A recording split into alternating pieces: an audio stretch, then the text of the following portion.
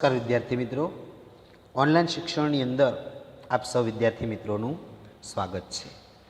મિત્રો, આજે આપણે ધોરણ 10 વિષય ગુજરાતીની અંદર પ્રકરણ 11 શિકારીને એ સોનેટ કાવ્ય એનો ભાગ બીજો એ શરૂ કરવા તરફ જઈ રહ્યા છીએ. મિત્રો, ભાગ બીજાની અંદર એનો સ્વાધ્યાય આપણે જોઈએ. શિકારી એ કાવ્યનો સાહિત્ય પ્રકાર સોનેટ છે. શિકારી કાવ્ય છે એનો સાહિત્ય પ્રકાર શું? સોનેટ. કવિનું નામ કવિ કલાપી. કવિનું નામ શું છે? કવિ કલાપી. જન્મ 26/1/1874 અને મૃત્યુ 9/6/1900. તો મિત્રો, સૌપ્રથમ આપણે પરિચય જોઈ લઈએ, શબ્દાર્થ જોઈએ. શિકારી એટલે કે શિકાર કરનાર. શિકારી એટલે શું?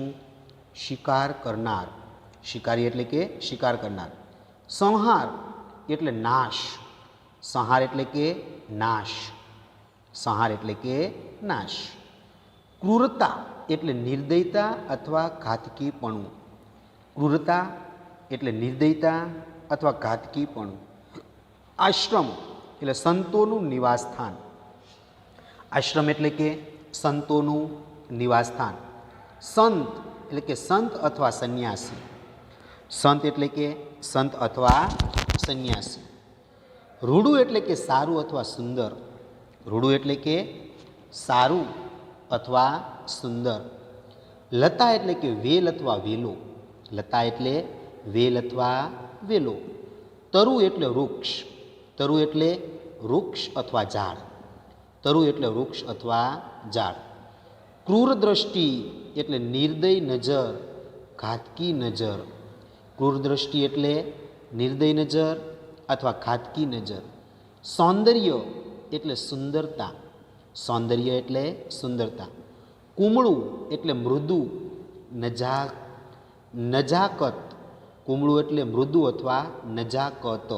મિત્રો, નજાકત શબ્દ નવો છે, ધ્યાન રાખજો. તીર એટલે બાણ. તીર એટલે બાણ. વ્યર્થ એટલે ફોગટ અથવા નકામું. વ્યર્થ એટલે ફોગટ અથવા નકામું. મથવું એટલે પ્રયત્ન કરવો અથવા મથામણ કરવી. મથવું એટલે પ્રયત્ન કરવો અથવા મથામણ કરવી. કિંતુ એટલે પણ અથવા પરંતુ. કિંતુ એટલે પણ અથવા પરંતુ. સ્થૂળ, અહીં મૃત કે નિર્જીવ શરીર. સ્થૂળ એટલે શું? અહીં મૃત કે નિર્જીવ શરીર. છાનો એટલે છુપાઈને અથવા ચૂપચાપ. છાનો એટલે છુપાઈને અથવા ચૂપચાપ. સૂણ એટલે કે સાંભળ. સૂણ એટલે સાંભળ. વેડફવું એટલે બગાડવું અથવા નાશ કરવું. વેડફવું એટલે બગાડવું અથવા નાશ કરવું. પૂજવું એટલે આદર કરવો. પૂજવું એટલે કે આદર કરવો. ઉપભોગ એટલે આસ્વાદ માણવો, એનો આનંદ માણવો. ઉપભોગ કરવો એટલે આસ્વાદ માણવો, આનંદ માણવો. આદ્રતા એટલે ભીનાશ, મૃદુતા અથવા માયાળુપણું. આદ્રતા એટલે ભીનાશ, મૃદુતા અથવા માયાળુપણું. છાય એટલે છવાયેલી, સમાયેલી, પથરાયેલી. છાય એટલે છવાયેલી, સમાયેલી અથવા પથરાયેલી. કંઈ એટલે કે કંઈક. કંઈ એટલે કંઈક અથવા થોડું. ભલું એટલે સારું. ભલું એટલે સારું. ત્યારબાદ મિત્રો, વિરુદ્ધાર્થી શબ્દો જોઈએ. ઉપભોગ તો કે નિરુપયોગ. ઉપભોગ એટલે કે ઉપયોગ કરવો, એવું થાય. એટલે ઉપયોગનો અર્થ શું થાય? નિરુપયોગ. ઉપયોગ તો નિરુપયોગ. સંહાર તો સર્જન. સંહાર એટલે વિનાશ કરવો, તો એનું વિરુદ્ધાર્થી શું થાય? સર્જન. સંહાર એટલે સર્જન. સ્થૂળ એટલે જાડું, મોટું હોય એવું, તો જાડાનું મોટાનું શું થાય? સૂક્ષ્મ. સ્થૂળ એટલે સ્થૂળનું સૂક્ષ્મ. આદ્ર એટલે ભીનું, તો ભીનાનું શુષ્ક એટલે સુકાયેલું. આદ્રનું શુષ્ક. સાર્થ તો વ્યર્થ. સાર્થ એટલે કે સાર્થક હોય, તો વ્યર્થ એટલે નકામું. કઠોર તો કે કોમળ અથવા કુમળું. ત્યારબાદ મિત્રો, કાવ્યની સમજૂતી એ આપણે મિત્રો જોઈ છે. તો મિત્રો, હવે આપણે સ્વાધ્યાયના પ્રશ્નો જોઈએ. એમાં પહેલો પ્રશ્ન છે કે નીચેના પ્રશ્નોના 8-10 વાક્યોમાં મુદ્દાસર ઉત્તર લખો. કવિ શિકારીને કઈ શિખામણ આપે છે? કવિ શિકારીને કઈ શિખામણ આપે છે? તો મિત્રો ઉત્તર, કવિ શિકારીને પક્ષીનો સંહાર કરવાનું છોડી દેવા અંગે કહે છે. કવિ કહે છે કે હે શિકારી, તને આવી ક્રૂરતા શોભા દેતી નથી. સકળ વિશ્વ એ સંતનો આશ્રમ છે. એમાં અનેક પ્રકૃતિ તત્વોનું સૌંદર્ય રહેલું છે. એમાં ફૂલો, ઝરણા, વૃક્ષો છે. તું પક્ષીનો શિકાર કરીને શું મેળવીશ? એના મૃત શરીર સિવાય કશું નહીં મળે. તારે એના સૌંદર્યને પામવું હોય તો જંગલમાં ક્યાંક છુપાઈને એના મધુરા ગીતો સાંભળ. પક્ષી એ પ્રભુનું સર્જન છે. તું એના મધુરા ગીતો સાંભળીશ તો તું એ પ્રભુના સર્જન દ્વારા પ્રભુને પામીશ. સૌંદર્યને પામવા માટે તું સ્વયં સુંદર થા. દ્રષ્ટિ કેળવ, પ્રયત્ન કર. સૌંદર્યને પામવો એટલે તમે પ્રભુને પ્રાપ્ત કરો છો. સકળ વિશ્વમાં ચારે બાજુ આદ્રતા વિનાશ વેરાયેલો છે. એમાં જ પરમ તત્વ છે, પરમાત્મા છે. આપણે એનો સાથ આપીએ તો જ એમાં આપણું ભલું થાય છે. તો મિત્રો, અહીંયા કવિ સમજાવે છે કે કવિ શિકારીને કઈ શિખામણ આપે છે. તો શિકારી કહે છે કે કવિ શિકારીને પક્ષીનો સંહાર, વિનાશ કરવાની ના પાડે છે કે હે શિકારી, પક્ષીનો સંહાર, વિનાશ કરવો તું છોડી દે. કવિ કહે છે કે હે શિકારી, તને આવી ક્રૂરતા શોભા દેતી નથી. કવિ શિકારીને શિખામણ આપે છે કે હે શિકારી, તને આવી જે ક્રૂરતા એ શોભા દેતી નથી. કે હે શિકારી, આજે સમગ્ર વિશ્વ એ સંતનો આશ્રમ છે અને એમાં અનેક પ્રકૃતિ તત્વોનું સૌંદર્ય રહેલું છે. એમાં ફૂલો, ઝરણા, વૃક્ષો, આ બધું જ રહેલું છે. તું પક્ષીનો શિકાર કરીને શું મેળવીશ? એના મૃત શરીર સિવાય કશું મળે નહીં. તારે એના સૌંદર્યને પામવું હોય તો જંગલમાં ક્યાંક છુપાઈને એના મધુરા ગીતોને તું સાંભળ. અને પછી એ પ્રભુનું સર્જન છે. તું એના મધુરા ગીતો સાંભળીશ તો તું એ પ્રભુના સર્જન દ્વારા એ પ્રભુને પામીશ. સૌંદર્ય ખેલવું, પામવા માટે તું સ્વયં સુંદર થા. દ્રષ્ટિ કેળવ, પ્રયત્ન કર. સૌંદર્યને પામો એટલે તમે પ્રભુને પ્રાપ્ત કરો છો. સકળ વિશ્વમાં ચારે બાજુ આદ્રતા વિનાશ વેરાયેલી છે. એમાં જ પરમ તત્વ છે, પરમાત્મા છે. આપણે એને સાથ આપીએ એમાં જ આપણું ભલું છે. તો મિત્રો, આ પહેલો પ્રશ્ન, કવિ શિકારીને કઈ શિખામણ આપે છે. ત્યારબાદ મિત્રો પ્રશ્ન નંબર 2, શિકારી કાવ્યનો ભાવાર્થ સમજાવો. શિકારી કાવ્યનો ભાવાર્થ સમજાવો. તો મિત્રો, કાવ્યના આરંભે રહેવા દે એ શબ્દો પુનરુક્તિ પામ્યા છે. પુનરુક્તિ કરનારા યુવાન કવિ કલાપી યુવાન શિકારીને એ પક્ષીનો સંહાર ન કરવાની એ વિનવણી કરે છે કે હે યુવાન, તું વિનવણી જ સૂચવે દે કે શિકાર કરવા જેવું ક્રૂર કર્મ એક પણ નથી. એમાં સૌમાં પરમાત્મા રહેલો છે. પક્ષીનો સંહાર કરવાથી તેનું મૃત શરીર જ મળે છે. પક્ષીનો સંહાર એ પરમાત્માના સંહાર બરાબર છે. પરમાત્માએ સર્જેલી સૃષ્ટિમાં પંખીઓ, ફૂલો, લતા, ઝરણા, વૃક્ષો વગેરે અનેક પ્રકૃતિ તત્વોનું સૌંદર્ય રહેલું છે. સૌંદર્યને પામવું હોય તો એના માટે સૌંદર્ય દ્રષ્ટિ કેળવવી પડે. પરમાત્માએ સર્જેલી સૃષ્ટિમાં રહેલા આ સૌંદર્યને પામવા આપણા મનનો તાર પરમાત્મા સાથે જોડાય છે. સૌંદર્યનું જતન કરવાથી, તેનો આદર કરવાથી પરમાત્માનો આનંદ માણી શકાય છે. પરમાત્માનું આ સુંદર સર્જન છે, એમાં સૌ એકબીજા સાથે હળીમળી સહૃદય ભાવથી રહે તો એનો અનેરો આનંદ આવે છે. એમાં વસુધૈવ કુટુંબકમની ભાવના રહેલી છે. તો મિત્રો, બીજો પ્રશ્ન છે, શિકારી કાવ્યનો ભાવાર્થ સમજાવો. તો મિત્રો, શિકારી કાવ્ય છે એની આરંભમાં, એના શરૂઆતની અંદર કે રહેવા દે એ શબ્દો એ પુનરુક્તિ પામ્યા છે, 2 વાર વપરાયા છે. યુવાન શિકારીને પક્ષીનો સંહાર ન કરવા માટે એ વિનવવામાં આવે છે. આ વિનવણી જ જણાવે છે કે શિકાર કરવા જેવું ક્રૂર કર્મ એક પણ નથી. સૌમાં પરમાત્મા રહેલો છે. પક્ષીનો સંહાર કરવાથી તેનું મૃત શરીર જ મળે છે. પક્ષીનો સંહાર એ પરમાત્માનો સંહાર કહેવાય છે.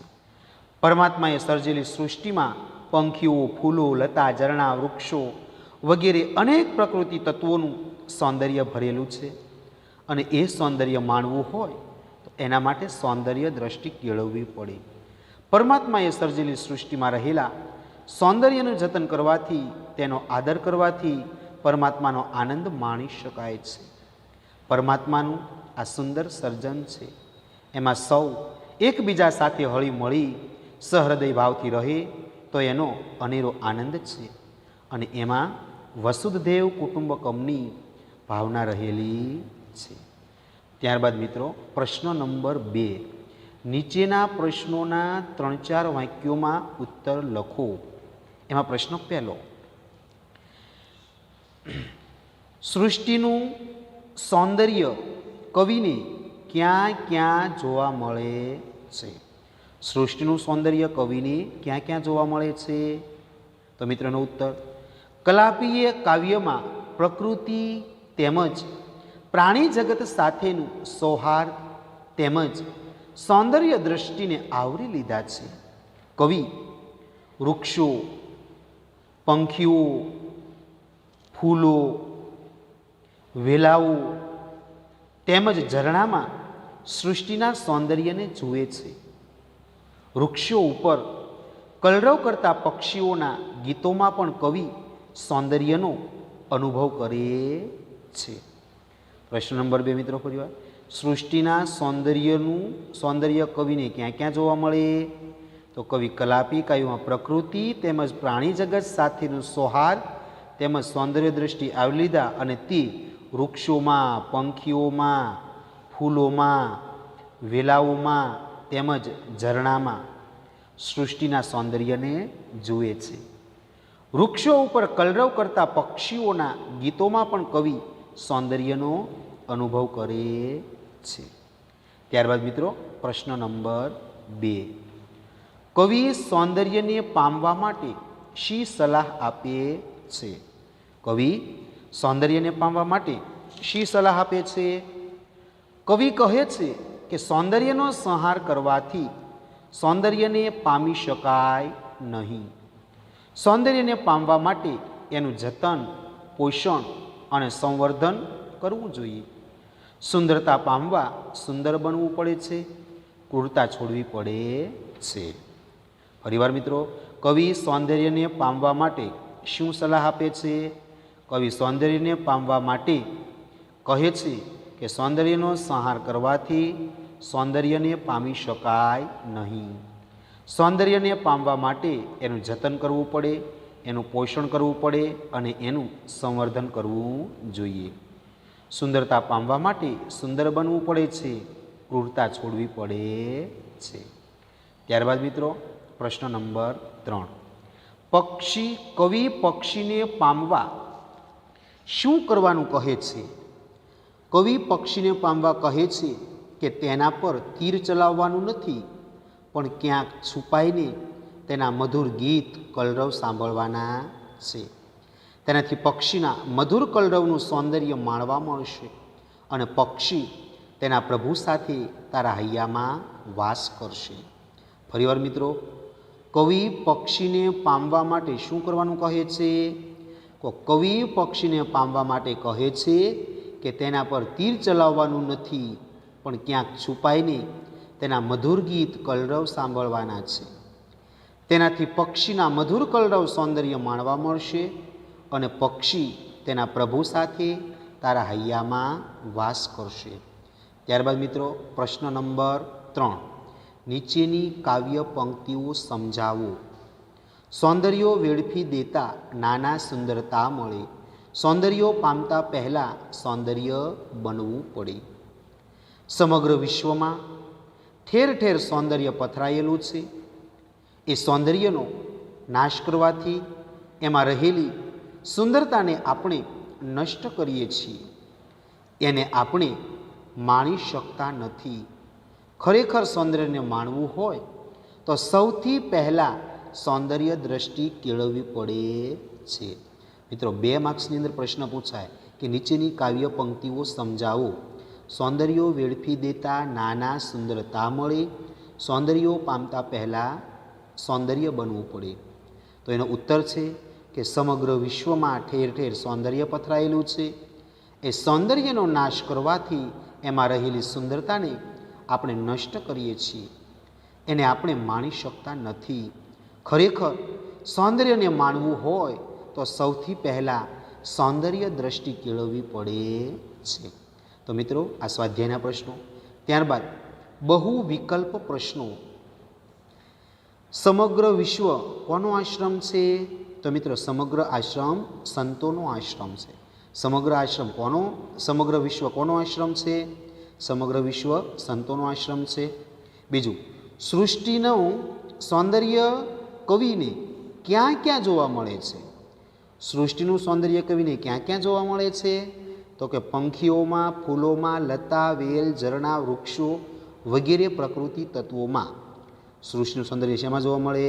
કે પંખીઓ, ફૂલો, લતા, વેલ, ઝરણા, વૃક્ષો વગેરેમાં. ત્રીજું, સૌંદર્યની આ સૃષ્ટિ કવિને કેવી દ્રષ્ટિ ન રાખવા કહે? સૌંદર્યની આ સૃષ્ટિમાં કવિ કેવી દ્રષ્ટિ ન રાખવા કહે છે? તો કે ક્રૂર દ્રષ્ટિ.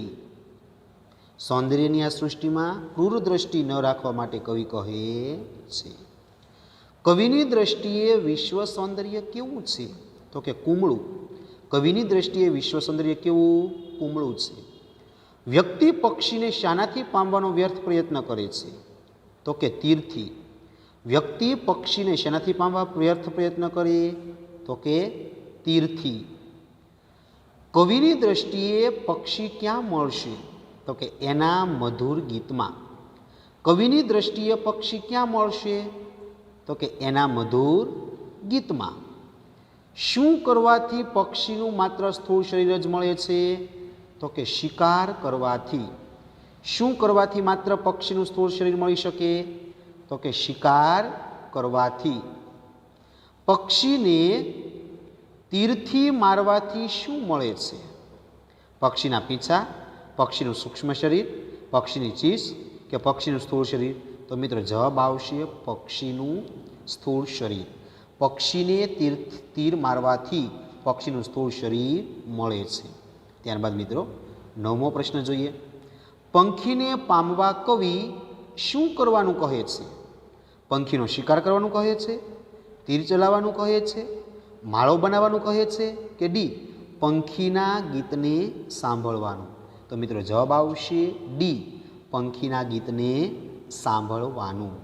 ત્યારબાદ સૌંદર્ય પામવા માટે શાની જરૂર છે? એ સંહાર કરવાની, બી પક્ષી સાથે રમવાની, સી સુંદર બનવાની સૌંદર્ય દ્રષ્ટિ મેળવવાની કે ડી વનસ્પતિ ઉગાડવાની? તો મિત્રો જવાબ આવશે સી સુંદર બનવાની સૌંદર્ય દ્રષ્ટિ કેળવવાની. ત્યારબાદ મિત્રો 11મો વિકલ્પ. સૌંદર્યે ખેલવું એ તો પ્રભુનો ઉપયોગ છે. આ પંક્તિમાં સૌંદર્ય ખેલવે એટલું શું? સૌંદર્ય ખેલવું એ તો પ્રભુનો ઉપયોગ છે.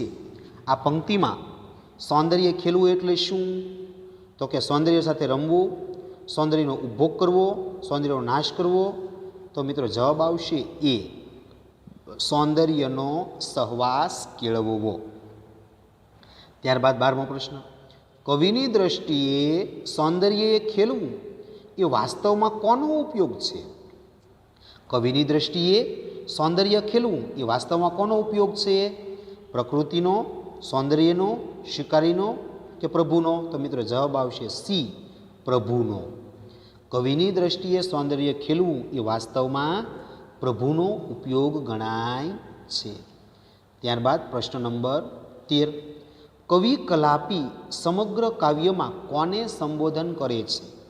પક્ષીને, પ્રકૃતિને, ફૂલ અને ઝરણાને કે બી, યુવાનને? તો મિત્રો જવાબ આવશે બી, યુવાનને. 14મું, બધે છે આદ્રતા છાંય તેમાં કંઈ ભળવું ભલું એટલે શું? તો કે ગીતો સાંભળવા, બી, મિત્રભાવ રાખવો, સી, શિકાર કરવો કે ડી, સૌ પ્રત્યે અનુકંપા રાખવી? તો મિત્રો જવાબ છે ડી, સૌ પ્રત્યે અનુકંપા એટલે કે દયા રાખવી. ત્યારબાદ 15મું, કવિ નીચેનામાંથી કયો સંદેશ આપે છે? કવિ નીચેનામાંથી કયો સંદેશ આપે છે? સંહાર કરવાનું રહેવા દો, તું ક્રૂર બન, તારે સુંદર બનવાની જરૂર નથી કે પ્રકૃતિનો તું નાશ કર? તો જવાબ આવશે એ, સંહાર કરવાનું રહેવા દે. જવાબ શું આવશે? સંહાર કરવાનું રહેવા દે. ત્યારબાદ 16મો પ્રશ્ન, શિકારીને કાવ્યમાં કવિની દ્રષ્ટિએ પક્ષી ક્યાં મળશે? એ, એના માળામાં, બી, ખેતરમાં, સી, જંગલમાં કે ડી, એના મધુર ગીતમાં?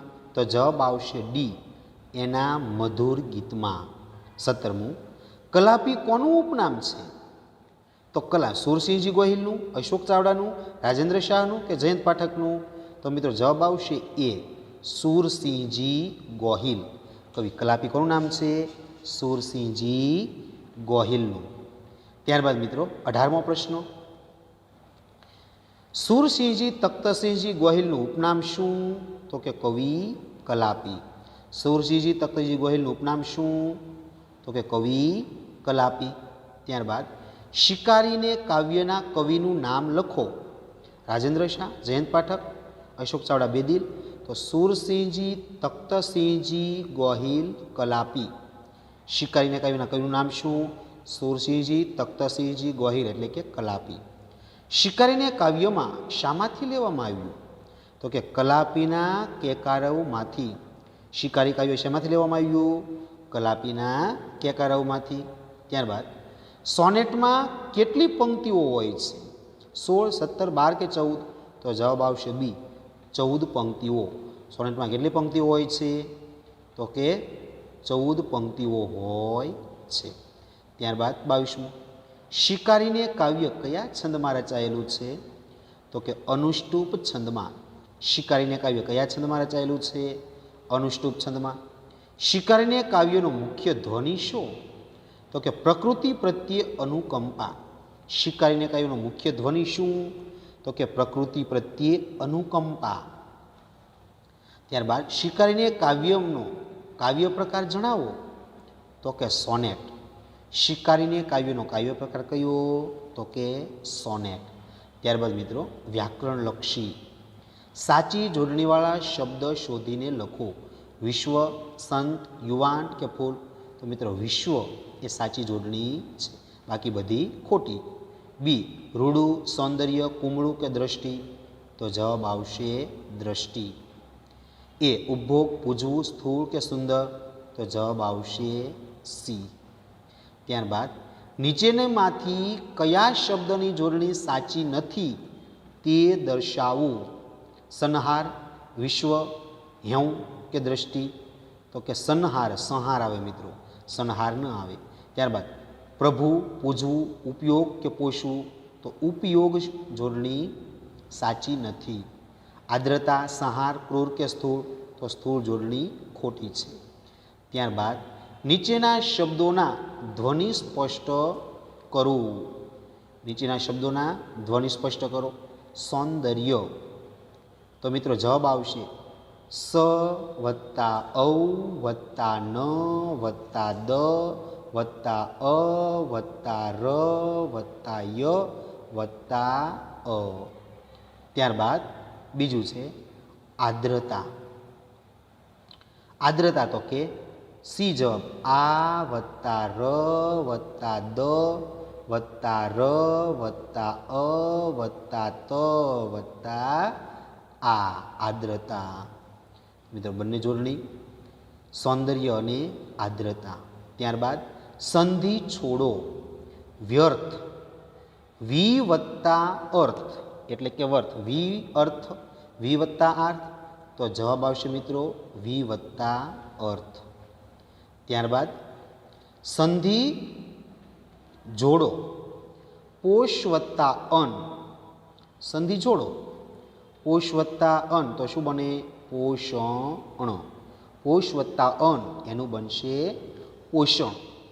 નીચેની પંક્તિઓમાંથી ક્રિયા વિશેષણ શોધીને લખો. પહેલા સૌંદર્ય પામતા કે પડે. સૌંદર્ય પામતા પહેલાં સૌંદર્ય બનવું પડે.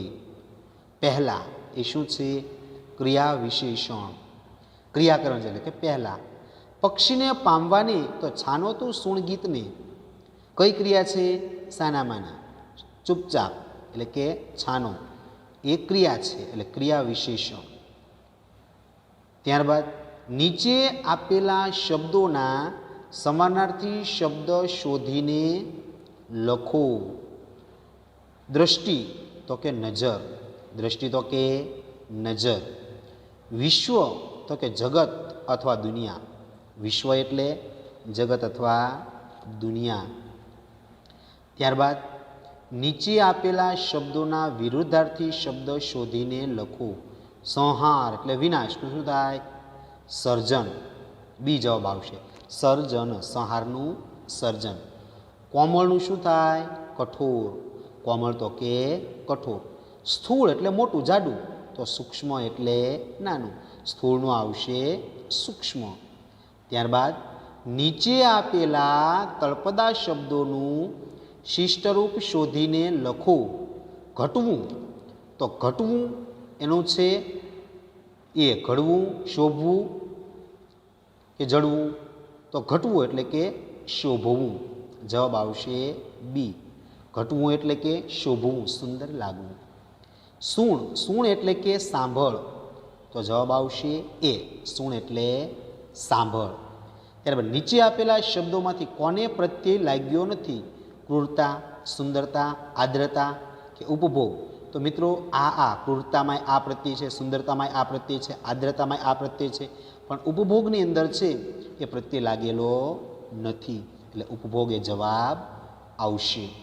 તો મિત્રો અહીં આપણે આ સ્વાધ્યાય છે એ પૂર્ણ કરીએ. 11મું કાવ્ય શિકારીને.